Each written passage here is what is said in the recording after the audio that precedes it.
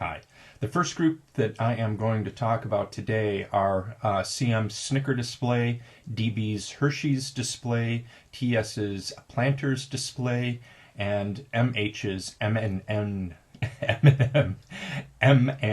display. To start out with, let me say that I think all four are very successful. They are well proportioned for a countertop. They're all interestingly done. The products are appropriate, the size are appropriate, and they all have good use of product identity. The Snickers display, I think, is particularly interesting. It's in some ways the most successful and the least successful out of the group.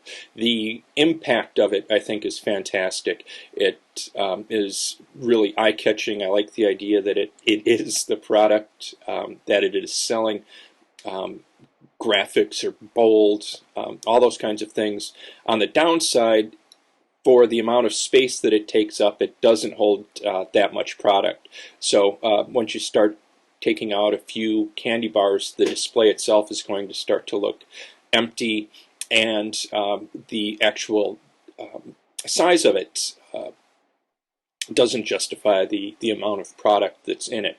The one that I am particularly pleased the way that it came out is the Hershey's display. I had some reservation about the double-decker aspect of it and the proportions. I thought that the middle section was going to be too big and awkward looking, but as a whole, I think it is fantastically effective, particularly the use of graphics on the side and the front really make this display impressive. So I've got nothing but good thoughts about that one. The Planters display, I think, is successful in quite a few ways. Its size, it has,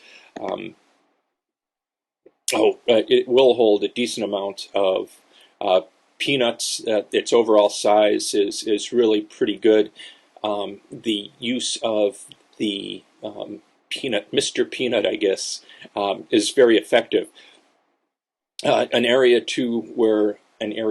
two where I don't think it works as well as it could are in the overall graphics and in the color scheme. And with the we'll start with the color scheme. I think it could have taken more clues from the packaging itself. So the blues that are in it, the yellows that are in it, would have been a good substitute for the browns and the greens and the kind of blue-green of the grass. But what was I forgot what my other point was on that one. Color schemes and graphics, and I think the graphics could have been better incorporated into the front panels and sides to give more unity to the display and the product.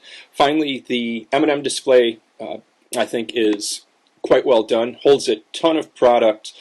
Functions as a shipper, which is great. Actually, it folds down, folds up. Would work well as a shipper type display. The graphics are terribly strong. The backboard has the interesting die cut shape, as does the front, so that makes it very eye-catching and appealing. The only thing that I would say is the negative about it is that the proportions of the backboard are slightly off. I think I would have liked to have seen the M&M logo and cutout lower down, and the backboard not be so high. It seems that there's some unresolved negative space there, but generally I think it's a fantastic solution. So well done to everybody on this project. I think all four are very successful.